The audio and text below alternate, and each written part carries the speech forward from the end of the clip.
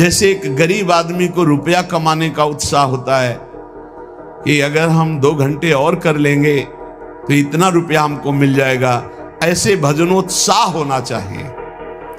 उपासक के अंदर जब भजन का उत्साह जगता है तो रात्रि में नींद नहीं आती। थोड़ी देर एक मूर्छा से आई, उठ के बैठे, कितना अभी तो 11 बजे, तो आराम से सो चुके हैं, बैठ के भजन, सब सो रहे हैं, वो जग कर भजन 2 घंटे में आए, पूरा 24 घंटे का विश्राम हो गया। नाम जप कर, नाम से विश्राम की प्राप्ति हो रही।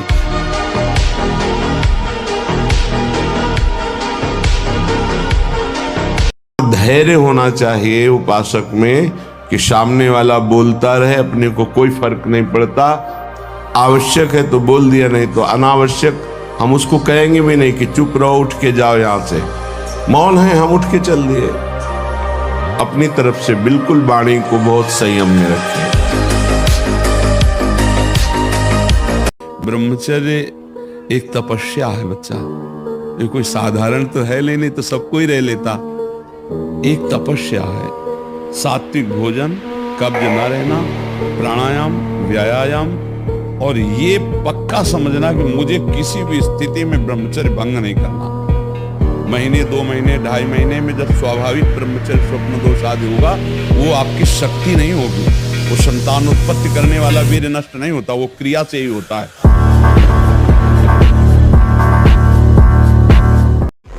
जो ब्रह्मचर्य रहता है उसे शरीर बल, मनोबल, बुद्धि बल, वचन बल, ये सब जागृत हो जाता है। वचन बल जो बोला वही लागू हो गया, जबरदस्ती आपको मानना पड़ेगा। और मनोबल जो संकल्प किया अंदर, वही बाहर क्रिया प्रारंभ हो गई, वही दिखाई देने लगा। देह बल, रात दिन मेहनत करो फिर भी थकान नहीं। थोड़ा 10-20 वर्ष ब्रह्मचर्य रहो, फिर आप देखो कैसा आनंद आता है। कोई भी सर्दी, गर्मी, बरसात, मान अपमान, दुख सुख छू नहीं पाता।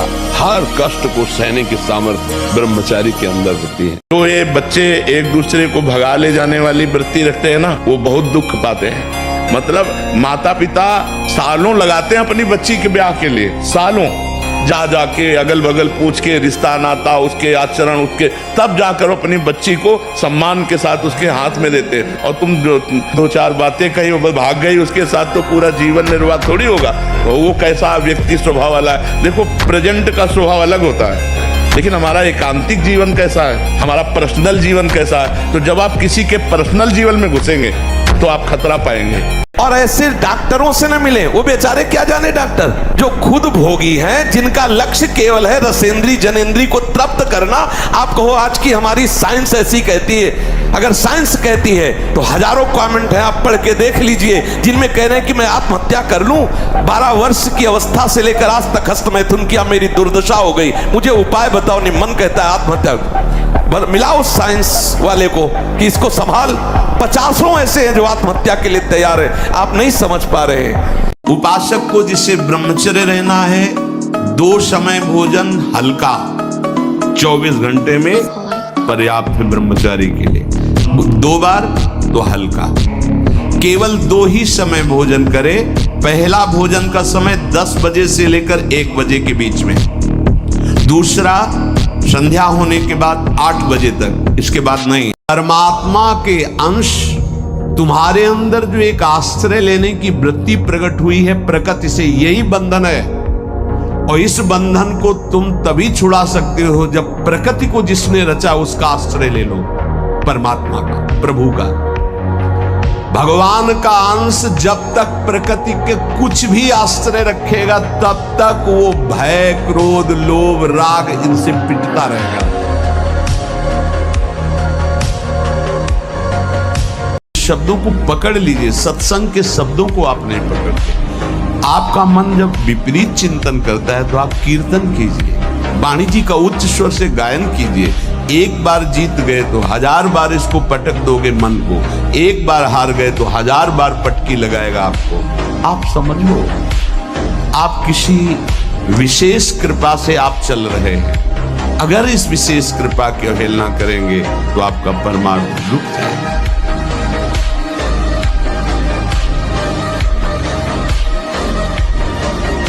उपासक सावधान रहे, कहीं प्रसाद पाते समय कोई ऐसा दृश्य, ऐसी वार्ता न कर बैठे जो भजन में बड़ी हानि पैदा कर दे। जैसे आप मोबाइल रख लिए और आप ऐसे दृश्य देख रहे हो जो आपका सर्वनाश करने वाले हो, भोजन पा रहे हो, तो आप निश्चित समझ लेना, निश्चित भ्रष्ट हो जाओगे, आगे नहीं बढ़ पाओगे।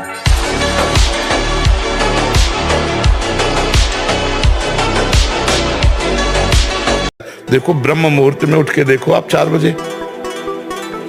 बजे उठिए, थोड़ा जल पीजिए, शौच जाइए, फिर इसके बाद कपड़ा पहनिए पवित्र होके, और फिर दौड़ लगाइए, दंड बैठक मारिए, थोड़ी देर घंटा आध घंटा नाम जप कीजिए, भगवत ध्यान कीजिए, और फिर अपने काम में चले जाइए। देखो आपका चेहरा, आपका जीवन प्रकाश में रहेगा। विचलित होना हमारे जीवन में नहीं होना चाहिए। 1000 बार नाली में गिरेंगे फिर भी हम छाती ठोक के आगे बढ़ेंगे। ये मार्ग ऐसे थोड़ी है, गिर गए, हल्ला मचाने वाला मार्ग नहीं। अब मैं सूक्ष्मता से देखता हूं कहां से गिरा, क्यों गिरा, कौन सी ऐसी चूक हुई जो मुझे गिरा दिया।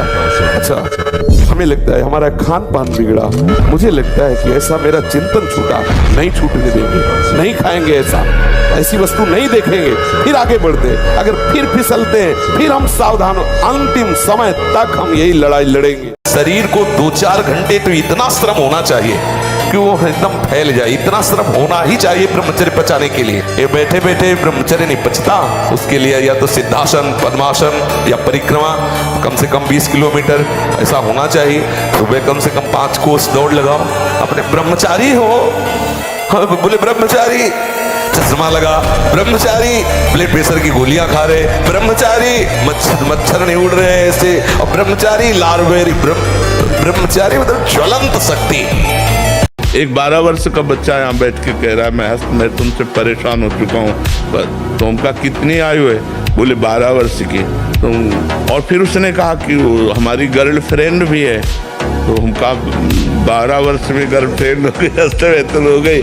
तो मतलब ये छोटी छोटी अवस्थाओं के बच्चे इतने गंदे स्तर में गिर रहे हैं, तो क्या होगा, समाज का क्या होगा? कष्ट नहीं होता जितना वाणी से वेदने, प्रियजनों के द्वारा कर्कश कठोर वचन बोल दे। प्रियजन इसलिए कि जो बाहरी है तो उस पर विचार होता है कि कोई, लेकिन प्रियजनों के द्वारा जब कठोर वचन बोले जाते हैं तो हृदय में बड़ी व्यथा होती है। वाणी बहुत संभाल के, अगर कर्कश वचन बोलते हैं, झूठ बोलते हैं, पापाचरण की बातें करते हैं, तो फिर नाम परम पवित्र है, वो आपकी वाणी में टिकेगा नहीं, देख लेना। नाम जापक नाम शुरू करता है तो हाहाकार मच जाता है मन के अंदर। तभी वो साधक कहता है बहुत पाप की वृत्तियां आती, गंदी बातें आती, ये वो आती नहीं, हाहाकार मचा दिया नाम ने। अब सबको निकलना पड़ेगा, निकल बाहर। बहुत जन्म से तुम हमारे मन बुद्धि में बस करके नाना प्रकार के कुकर्माचरण कराए, अब नाम का डंडा चला तो सब भागे अंदर से। और जो साधक सत्संगी नहीं होता वो डर जाता, अरे इससे तो अच्छा पहले था, बड़ी मौज मस्ती थी, और तो बड़ी जलन हो रही, बड़ा गंदा विचार आ रहा है। आ नहीं रहा, अब आग लग गई, अब निर्मल शुद्ध मन होगा।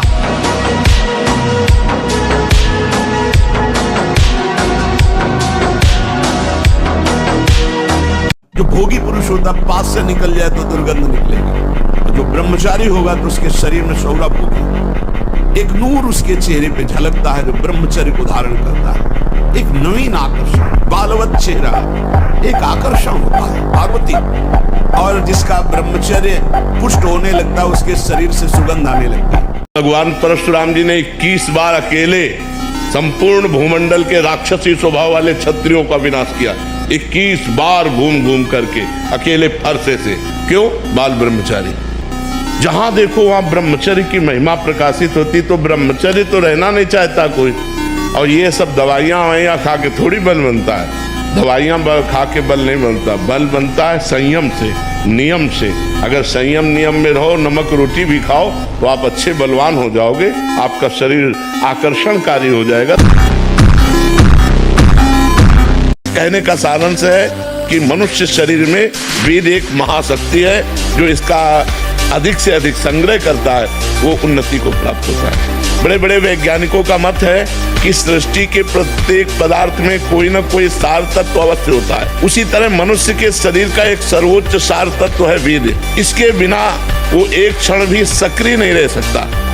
तो जो व्यक्ति अज्ञान के कारण अपने वीर्य का क्षरण करता है, नाश करता है, उसमें बहुत से दोष उत्पन्न हो जाते हैं। अगर आपको भजन साधन करने पर आनंद की अनुभूति नहीं हो रही तो आप अपने भजन को खर्चा कर रहे हैं, बेच रहे हैं। बंद करो ये खर्चा करना और बेचना।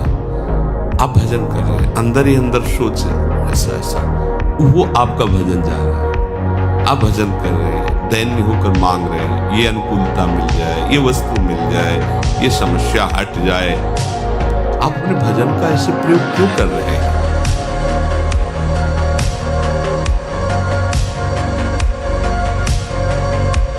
महाराज जी, ना चाहते हुए भी मेरा मन पराई माता बहनों पर दूषित दृष्टि। ऐसा हो ही नहीं सकता बच्चा। हम ना चाहे और फिर मेरा मन ऐसा कर दे तो ऐसा अपनी बहन पे जाता है। क्यों? वो भी तो स्त्री है, जैसे अपनी बहन तैसे दूसरे की। हमारी बहन को कोई गंदी दृष्टि से देखे तो कैसा लगेगा? हमको अपनी आंखें संभाल के रखनी, दूसरी बहन बेटियों की तरफ गंदी दृष्टि नहीं देखनी। और कभी कभी जो व्यायाम करते हो बीमारियों का निमंत्रण देते हैं। आज आप लगाओ 20 दंड और 50 बैठक और 5 दिन छोड़ दो, पूरा शरीर दर्द करेगा। फिर लगाओ, फिर वह दर्द करेगा। रोज अगर नियमित करोगे तो वही पच करके आपके शरीर को पुष्ट करेगा। ये शरीर दुर्लभ बात है, दुर्लभ हो मानुषो देहो, लेकिन एक क्षण में नष्ट हो जाने वाला है। इसकी दुर्लभता है संयम नियम से चलकर स्वरूप बोध कर लो या भगवत भजन करके भगवत प्राप्ति कर लो। अगर ये नहीं तो फिर क्लेश ही क्लेश, अशांति ही अशांति है। हिरण्यकश्यप ने घोर तपस्या की, भगवान ब्रह्मा जी प्रकट हुए। उसने कहा मुझे अमरत्व दीजिए। उनका अमरत्व नहीं दे सकते। बोले मुझे चाहिए। बोले अमरत्व नहीं दे सकते तुम्हें। तो बोले फिर ये वरदान दो, मैं दिन में न मरूं, रात में न मरूं, मैं तुम्हारी बनाई हुई सृष्टि की किसी व्यक्ति, वस्तु, अस्त्र शस्त्र किसी से न मरूं, बाहर न मरूं, भीतर न मरूं, ऊपर न मरूं, नीचे न मरूं। उसको जितना समझ में आया सब मांग लिया। अमरत्व की परिभाषा केवल बदल दी। ब्रह्मा जी को देना पड़ा तथास्तु। क्यों देना पड़ा? क्योंकि उसके पास तप है। अब उसने जो आतंक मचाया तो भगवान ने ऐसा रूप धारण किया, न नर न सिंह, नरसिंह, न दिन न रात संध्या, न बाहर न भीतर, डेहरी में फाड़ के टेक दिया।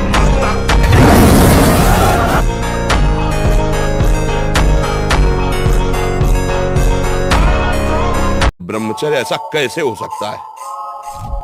बल है ना, अध्यात्म बल, शारीरिक बल की बात नहीं कहते। ऐसा कैसे हो सकता है? यदि एक बार ऐसा हुआ तो 1000 बार मैं प्रयास करूंगा और इस पर विजय। वो मतलब जिद्दी स्वभाव, एक निष्ठा उसी से आती है, उसी से। ये जो संत महात्मा बड़े बड़े कष्टों को रौंद करके वो मेन पावर। हमने एक परमहंस जी से पूछा था, उनसे हमने पूछा ब्रह्मचर्य के विषय में, तो उनका जैसे दाल चढ़ाते हैं और उसकी उबाल आ जाती है, तो ऐसे वीर की उफान होती है। तो 2, 4, 6 महीने में कभी स्वप्न दोष हो गया, मतलब आपको पता भी नहीं चला, वो तो वीर हानि नहीं मानी। जिससे संतान उत्पन्न होते वो वीर ऐसे नहीं निकलता। अब हस्तमैथुन के द्वारा, गंदे मोबाइल के दृश्य देखने के द्वारा, गंदी बातों का चिंतन करने के द्वारा अपनी नस नाड़ियों को शिथिल कर लिया। अब स्वप्न में गंदा स्वप्न देखा, निकल गया, वो पूरा वैसे ही है। मूर्ख, तो इस मनुष्य शरीर को प्राप्त करके चाहे जितना धन कमा ले, चाहे जितना भोग भोग ले, यहां से खाली हाथ जाएगा। तेरे नेत्र रूप देखने में, इंद्रियां भोगों में, शरीर नाना प्रकार की वासनाओं में लगाए हुए हो, क्या तेरे हाथ लगेगा? नरदेह मिदम बहु साधना कम। अरे बहुत प्रकार की साधना करके इसको पावन करके भगवत प्राप्ति कर ले, इसलिए मानव देह मिली हुई है।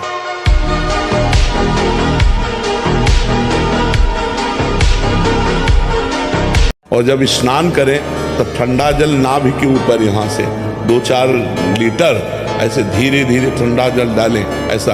और जब लघुशंका जाए तो आधा लीटर ठंडा जल से गुप्तेंद्रिय कोष को, तो धीरे धीरे वीर पुष्ट होने लगे तो है घर्षण कभी न करे।